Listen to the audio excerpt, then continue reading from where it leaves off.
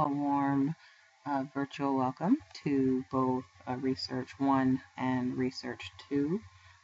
Today we will be covering single system design and data analysis related to single system design.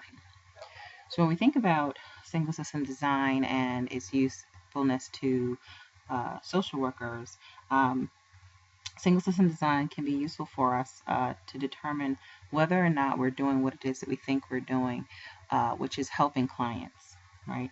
Um, when in fact, the interventions that we choose might actually be harmful to them or may not be a good use of resources given the match between the client's problems and the chosen intervention. So, single system design is a way for us to be able to understand and evaluate our practice and modify it and change it as is necessary to meet client needs.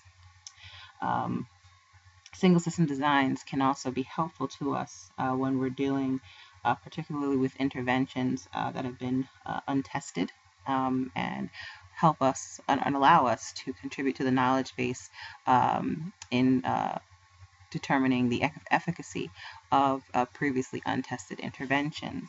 But it can also help us to assess whether or not an intervention that has been empirically supported in the literature is actually helpful to a particular client, right? But because just because an intervention has a broad base of empirical support does not mean that it will be useful or helpful to every single client in every single situation. So just wanting to be mindful of individual needs and circumstances surrounding our clients and being able to tailor our intervention and our practice to meet the client needs versus going solely based on the literature.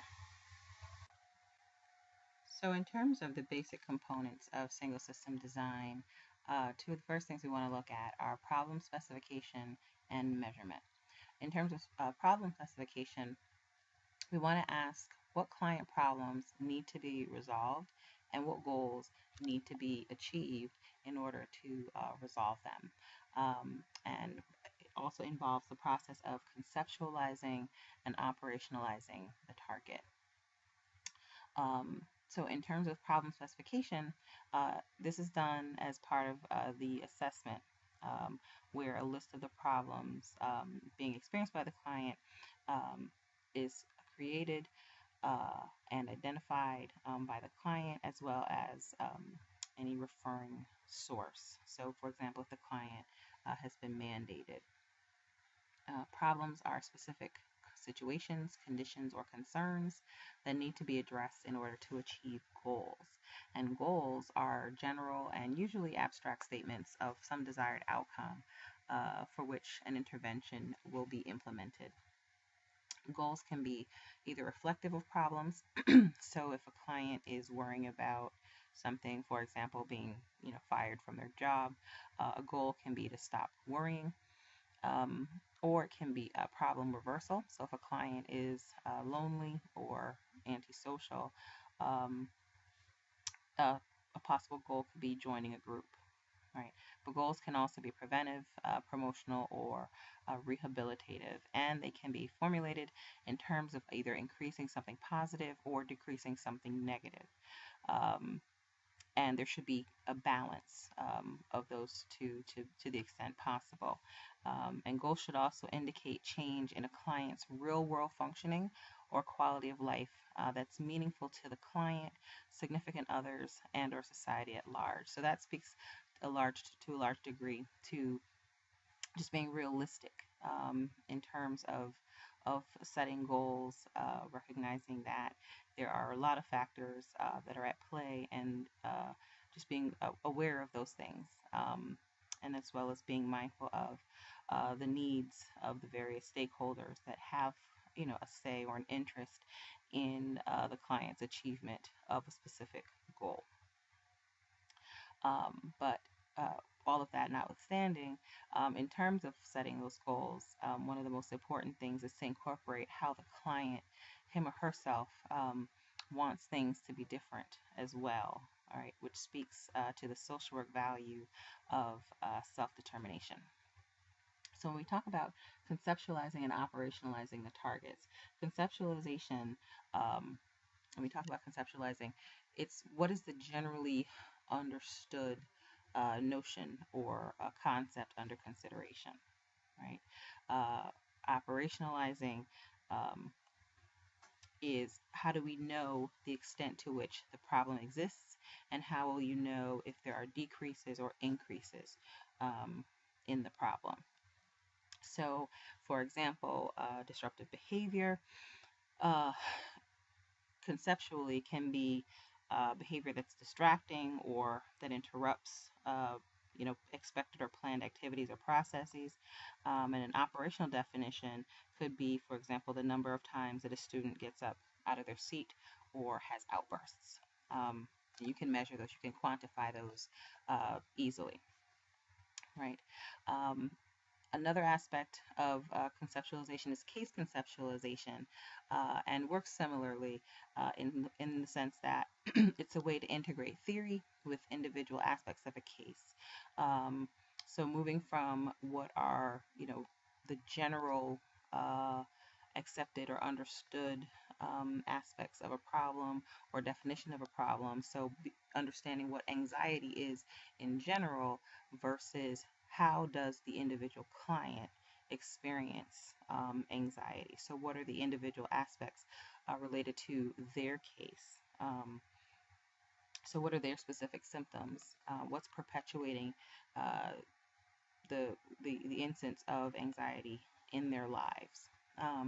So case conceptualization helps you to come up with a set of hypotheses about the mechanisms that are causing and maintaining an individual client's problems. So once you've conceptualized, once you've operationalized, you can measure whether or not your intervention is having any impact on the problem that is in question.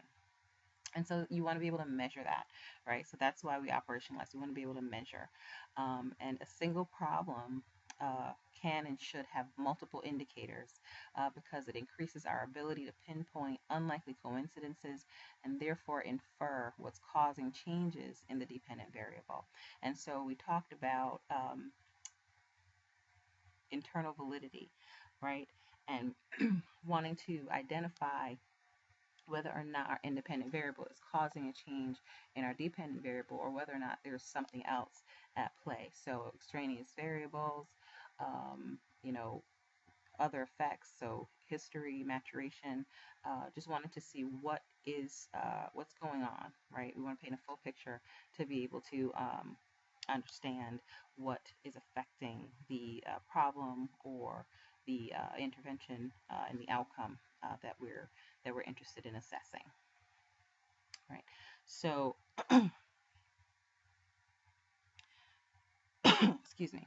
Part of the measurement process is triangulation, right? So having multiple sources of data, and that will also help us to understand and identify whether or not there are alternative explanations or factors at work influencing either the problem or the implementation of the intervention. So another of the basic components of single system design are its phases of baseline and intervention.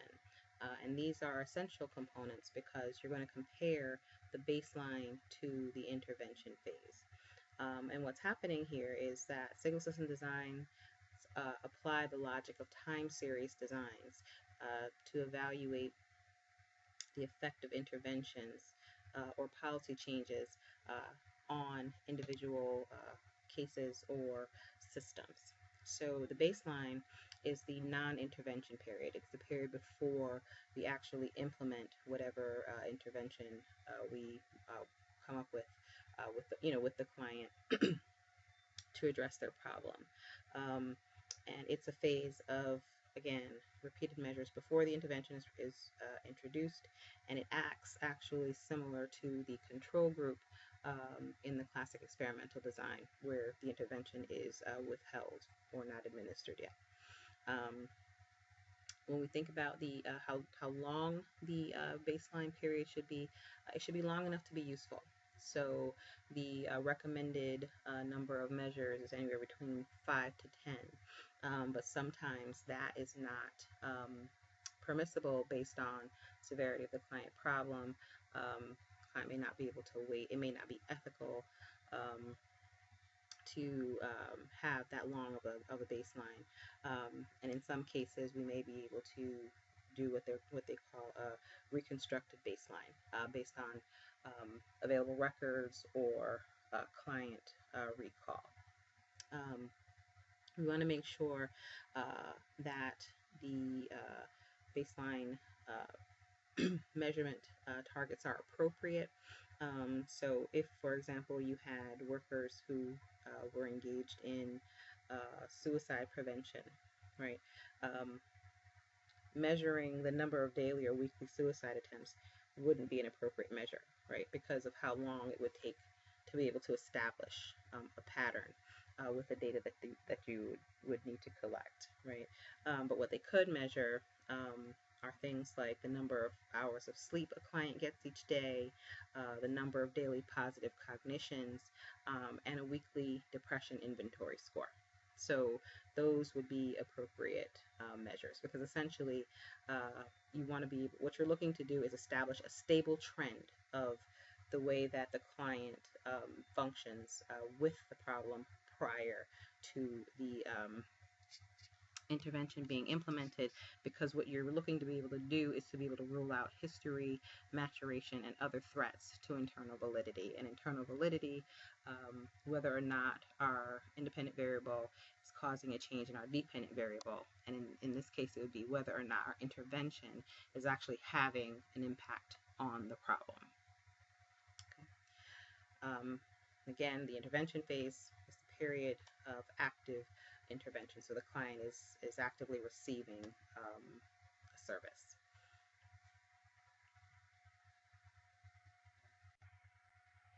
So when we get ready to graph our data,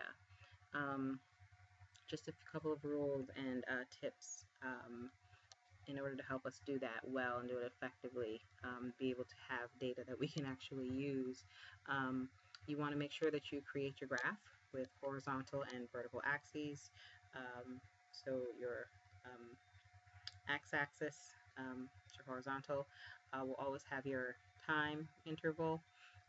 Your vertical or y-axis will always have the target variable. So if you're measuring depression, if you're measuring homework completed, whatever your target is, goes on your y-axis. Your phases are going to be divided by vertical lines. A reconstructed baseline is signified by an A in parens. Your baseline is just a regular A. Then your intervention is your B, labeled as your B phase. If there's a maintenance phase that's examined, in which case the client is continuing to keep up, essentially. The client is taught how to maintain the tools, strategies, behaviors that they adopted during the intervention, and learn how to maintain those in their life following completion of the intervention, right? And follow up as needed can also be graphed at less regular intervals. But breaks between phases will always come between time checkoffs. So if you have, week 1, week 2, 3, week 4, breaks will always come between, week 2 and week 3, or between week 3 and week 4, for example.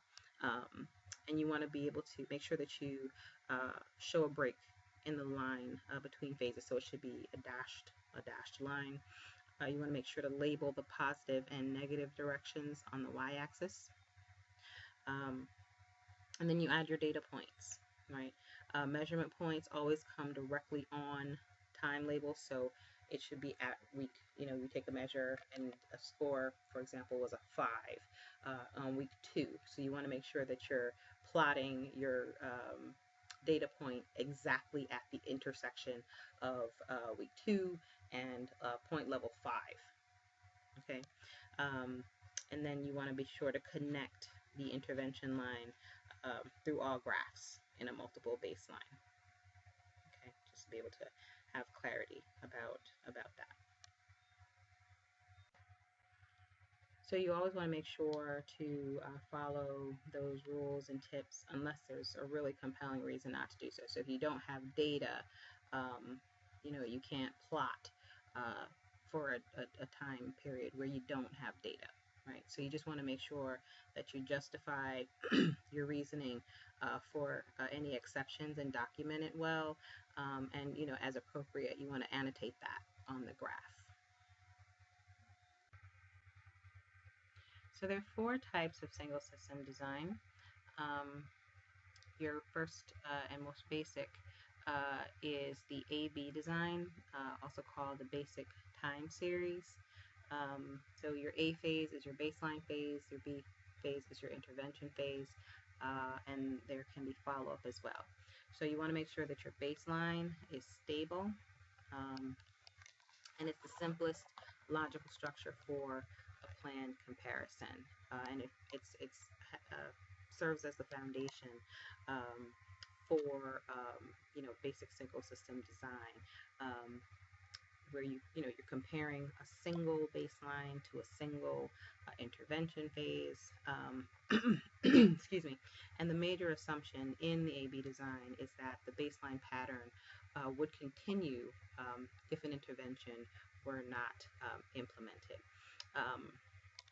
One flaw in this design is that it's fairly weak on internal validity or establishing causality, because there's really nothing to tell you whether or not history, maturation, or other threats to internal validity are actually what's causing the change that you're noticing, if any change at all, in the B or intervention phase. And a couple of the other designs that we'll get to in a moment, are more helpful in doing that. So the ABA or the ABAB, and we'll get to those in just a moment. And so these are examples of what the AB design looks like without plot points first. So you see depression as the target on the y-axis, and then the weekly measures on the x-axis below. And then here is a plotted example measuring frequency of antisocial behaviors over a 24-day time period, okay, with measures taken every couple of days.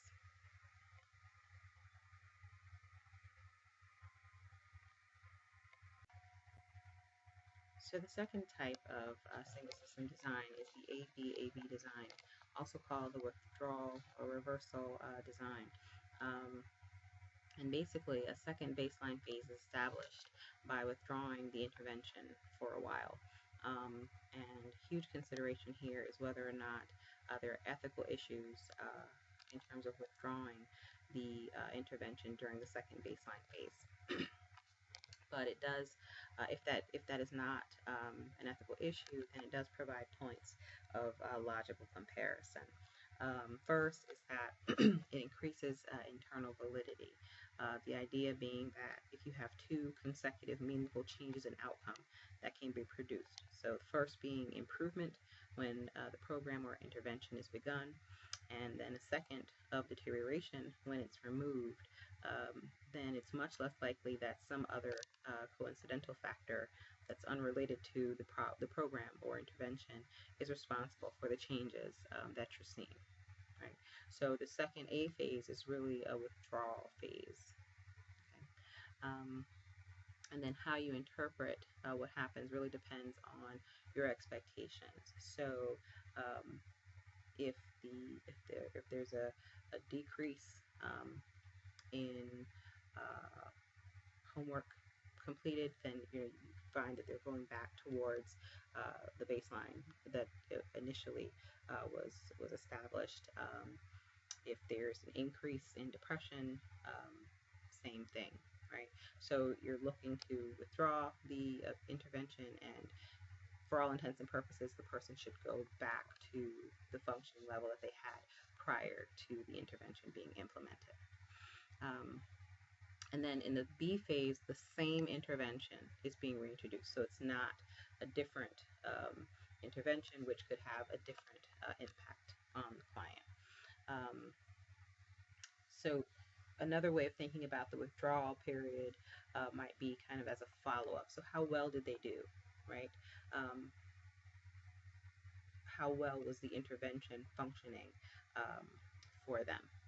So this requires more control, but again, it may fit with practice realities. So thinking about natural breaks. So if a provider, were to go on vacation, or the client were to go on vacation, potentially,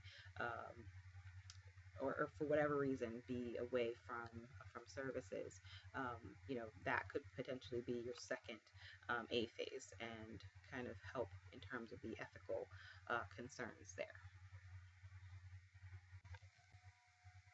And so here we have an example of an AB-AB withdrawal reversal design, looking at levels of depression. In the baseline phase, we see, kind of high levels of depression, not necessarily, a stable trend established, but we see that it's actually increasing. Once the intervention is implemented, we see that there's a decrease in levels of depression, and then there's a withdrawal of the intervention, and we see that the client's functioning or level of depression remains the same. Right, so it doesn't get worse, it doesn't improve, and then the intervention is reintroduced, and there's a further decrease in the client's level of depression. So based on this, we can have pretty good confidence in being able to say that the intervention was helpful in reducing the client's level of depression.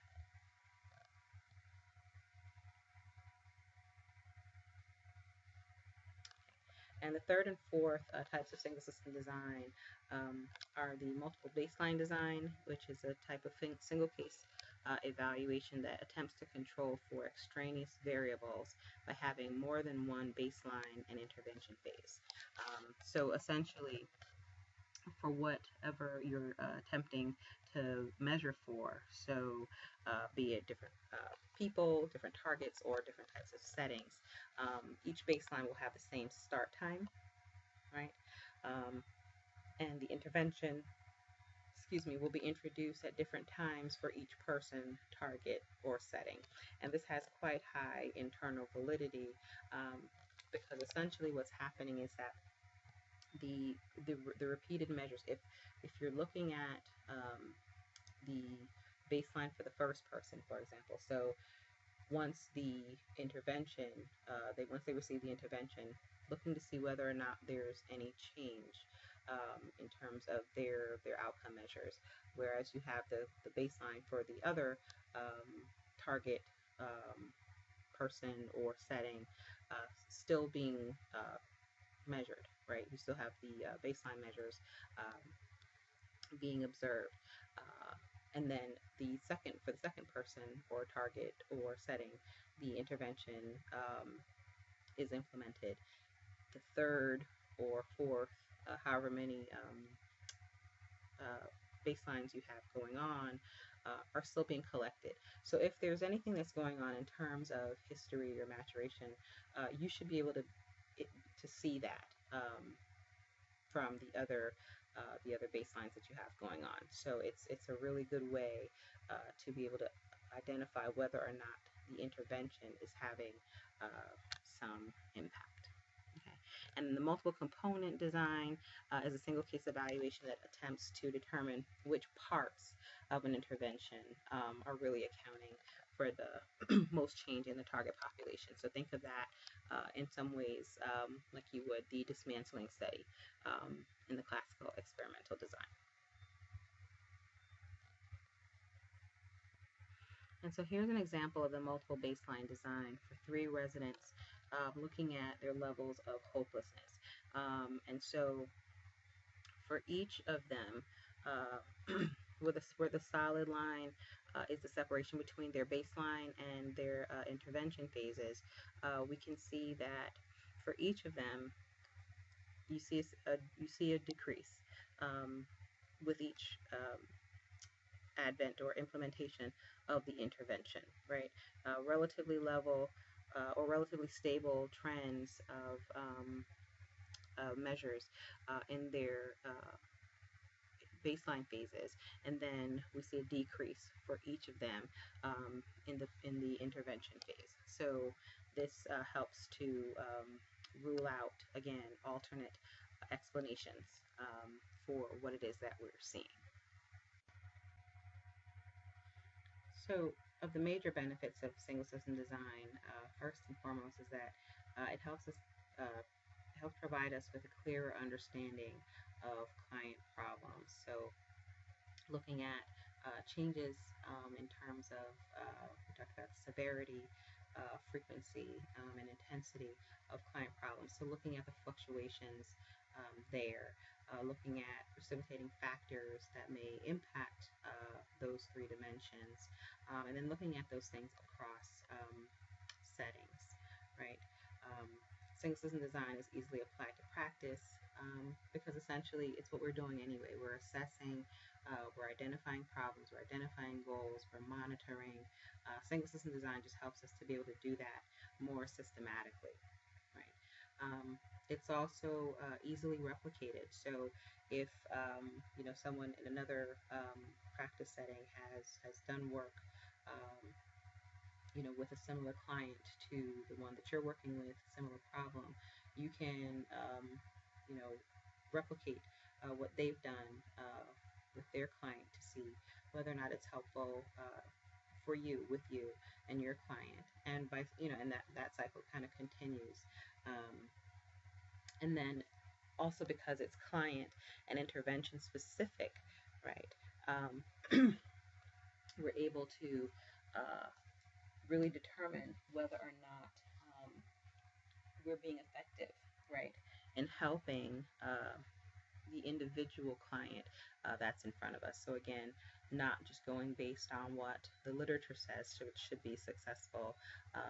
What is being helpful to the individual client system that's sitting or standing in front of you, right?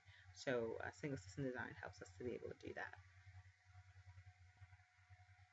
In terms of the challenges to implementing single system design, again, client needs or crises may limit our opportunities to adequately baseline. So if the client's problem is too severe, that may preclude our ability to construct a baseline. But again, we may be able to do it retrospectively through records or client memory.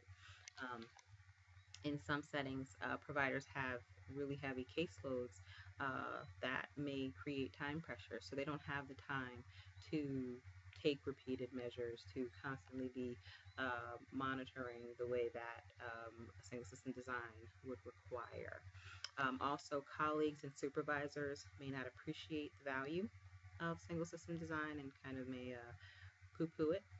And then clients themselves may not value the ongoing monitoring that they would have to do, and may in fact be resentful that they have to do, as much in terms of, logs, self-monitoring, and that kind of thing. So in terms of analyzing the data from single system design, the most important part of that analysis is logic. We want to know what is explaining the pattern that we're observing. So we want to know if it's the intervention, is it extraneous events, is it existing trends? We want to know, in short, what are the potential threats to internal validity, right? So is our intervention causing the change in the problem that we think it is? So we can look for visual patterns in graphs of the data. So this is called visual significance. So literally you are looking at the data. So eyeballing it for patterns, and that's usually adequate for practitioners to evaluate their own practice, right? And then what you want to think about is whether or not the amount of change in the target problem is important from a substantive or clinical standpoint. So is it practically helpful to the client, what it is that you're seeing? So other methods of analysis are from the client's perspective, target analysis, analysis of goal attainment, and then from the researcher's perspective, trend analysis, which is also visual analysis, as well as statistical analysis. So in target analysis, you're essentially asking, did the client achieve the objectives, right? So if the goal was to decrease depression, right? So what are some of the objectives that the client could have been in, trying to achieve? So they could have been looking to increase how much they exercise. They could have been checking negative thoughts, right? So did the client do or accomplish taking the steps, kind of the sub goals, right, towards changing the target?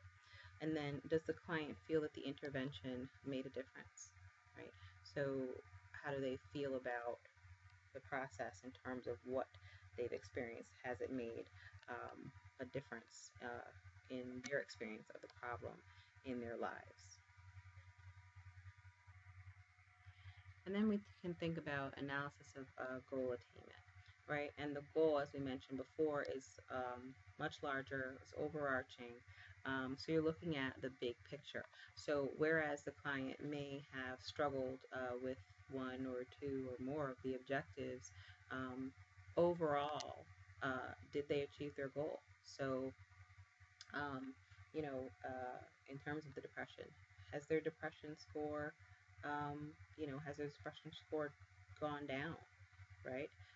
How does the client feel in terms of the achievement of that goal? Do they think it's been achieved, right?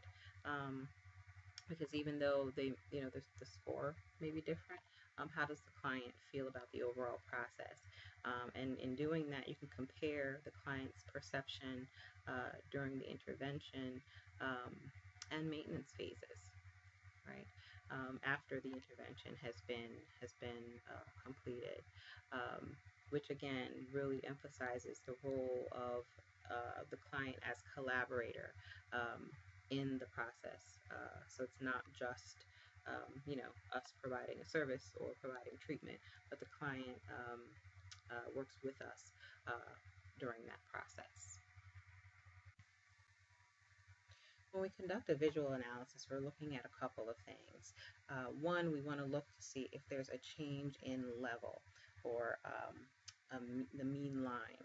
So the level is the value on the vertical or y-axis around which a series of outcome data converge.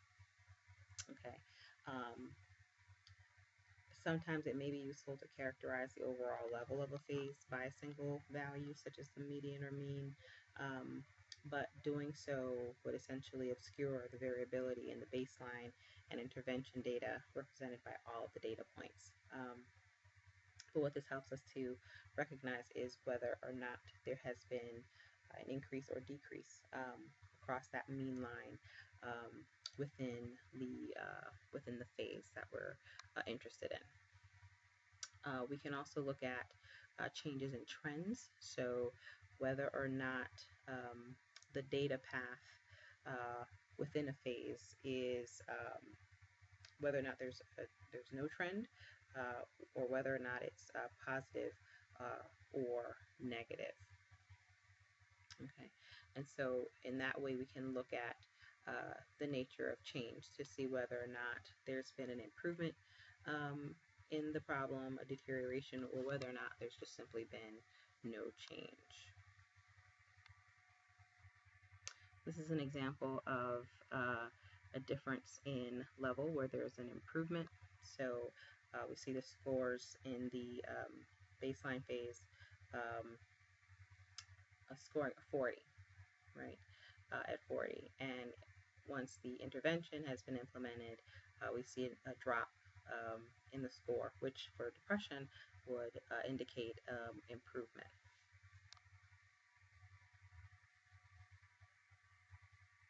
And then conversely,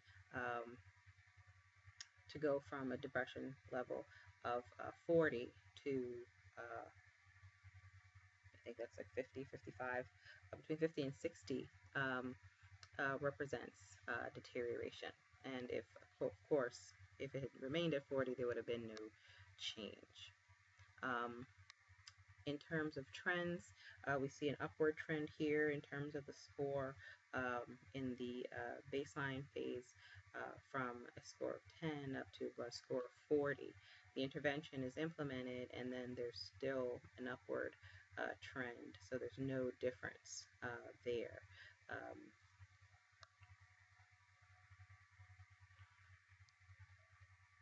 We can see a difference in trend in terms of deterioration as well.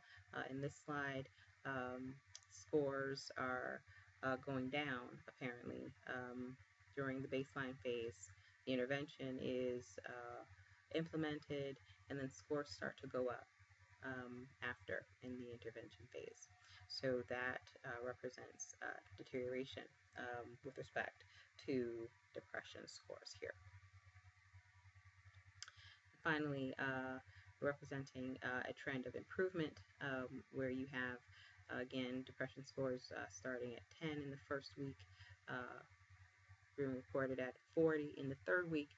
We implement the intervention, and then the scores begin to go down, which would seem to represent an improvement in scores.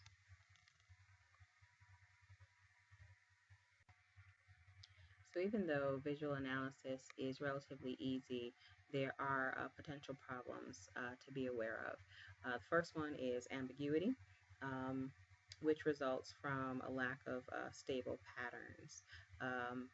So not having a stable baseline or intervention phase can make it difficult to identify if the intervention is indeed being effective, whether or not it should be modified or even continued.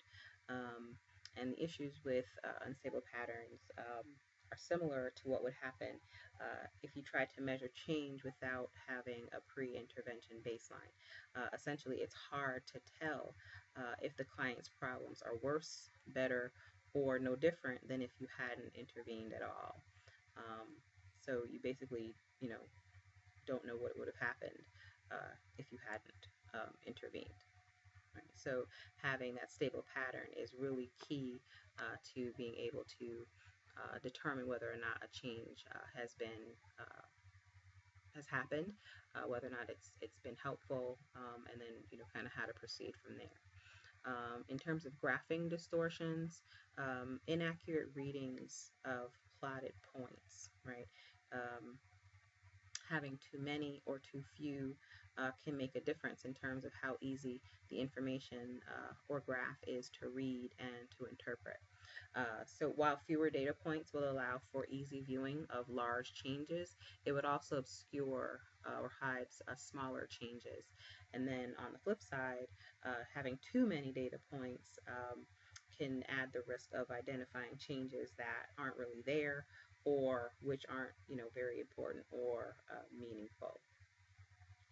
And finally, even if there, the graph, there was trends, and you had a great baseline, you had great data from your intervention phase, you had, the plotting was great, everything was wonderful. Even without distortions, different people can draw different conclusions about the same data, right? And so the example that they give in the book is around papers, right? If you submit a paper and two professors read the same paper, they got the same information. One may give it an A, the other might give it a B. So just being mindful that data is subject to interpretation.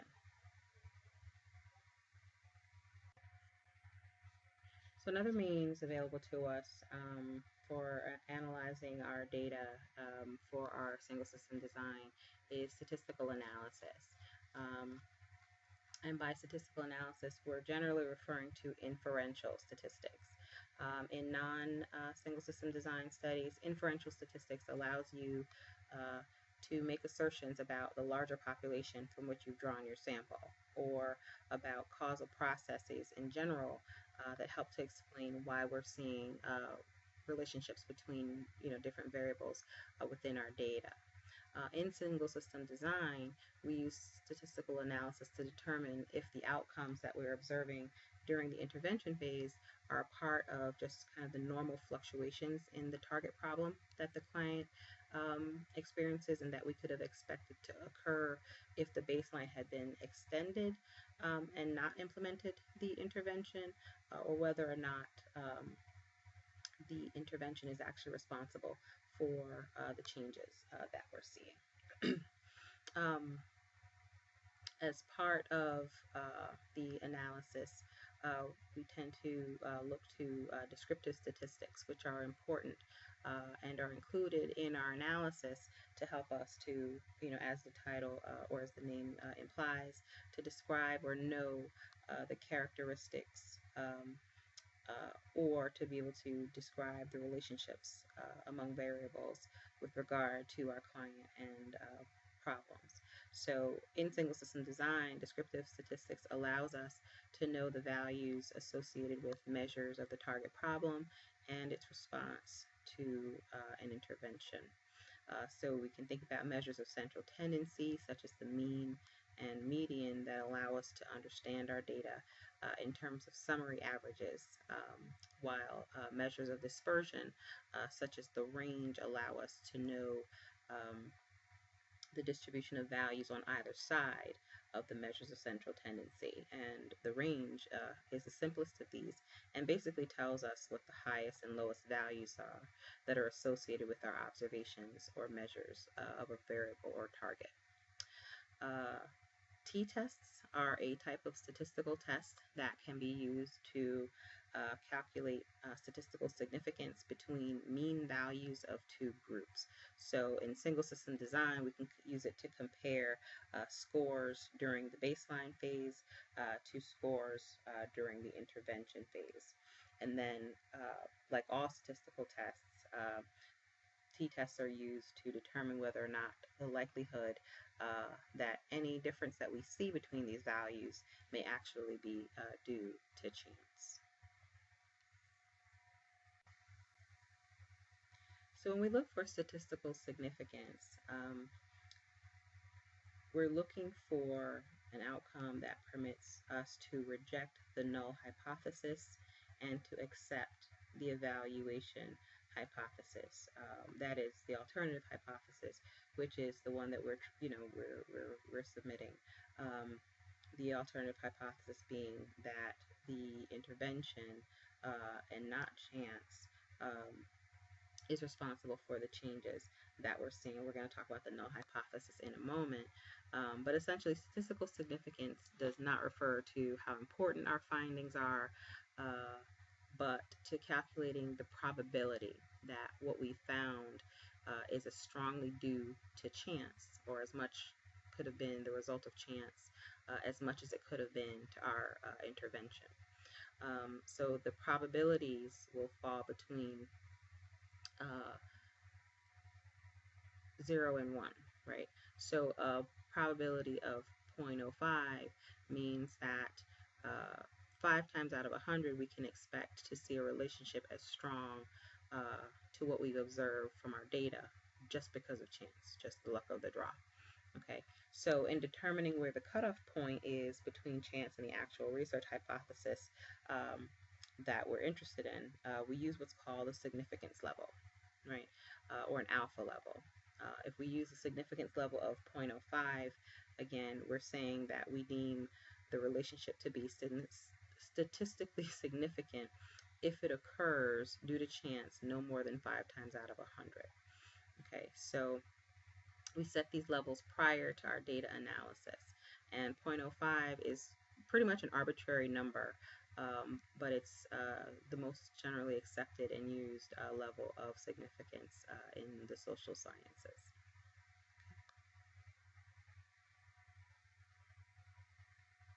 So the null hypothesis.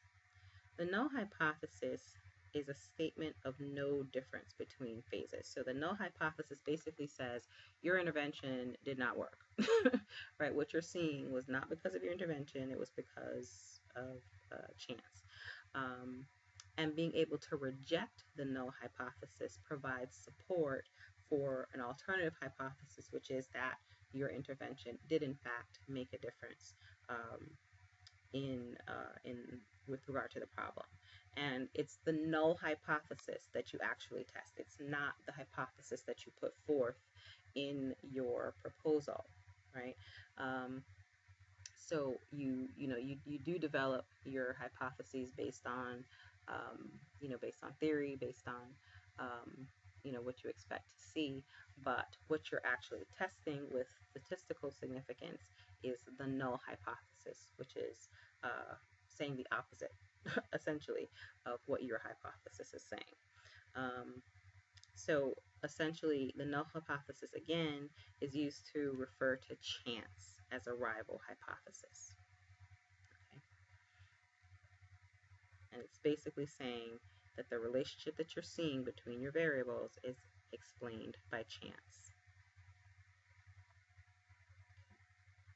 And chance, again, is one of only any number of rival hypotheses, including the threats to internal validity or extraneous variables.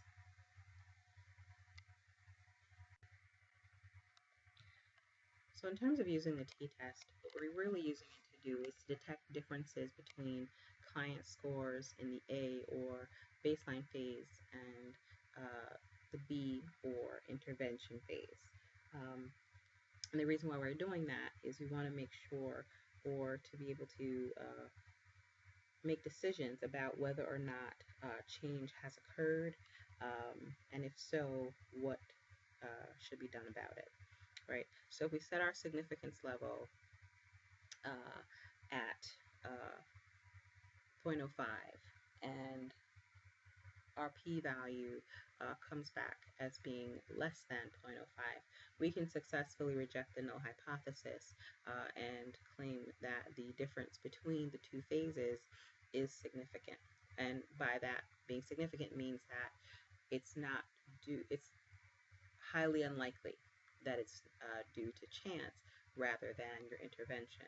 And similarly, if the p-value is greater than 0.05, we don't reject the null hypothesis. The difference is likely not to be significant, right? And again, referring to whether or not the difference was caused by chance versus your intervention. Because there's still the likelihood of error, even if we achieve statistical significance. Again, we can only reject the null hypothesis as implausible, but not impossible, because even if we do achieve significance, there's still the possibility that what the change that you're seeing could yet and still be due to chance. So what does this mean in terms of our decision making? Okay, so first, you could decide that change really has happened, and in fact, it really has, right? And that's called a true positive. And from this, you could conclude that your intervention actually caused the change and move ahead based on this conclusion. So if the intervention demonstrated improvement, you might want to continue that. But if there was a path of deterioration, then you might opt to try a different intervention. Okay.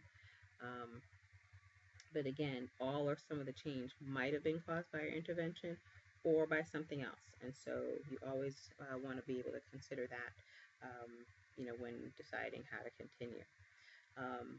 If you decide that change has occurred and it really hasn't, that's called a false positive or a type 1 error. And from that, you might conclude that your intervention caused the change and make a bad decision about how to move ahead, right? and continuing the intervention when in reality you actually shouldn't. Third, you could decide that change has not occurred and it really hasn't. This is called a true negative. Okay, and from that you might conclude that your intervention didn't work and move ahead based on that and opt to try and maybe a new intervention.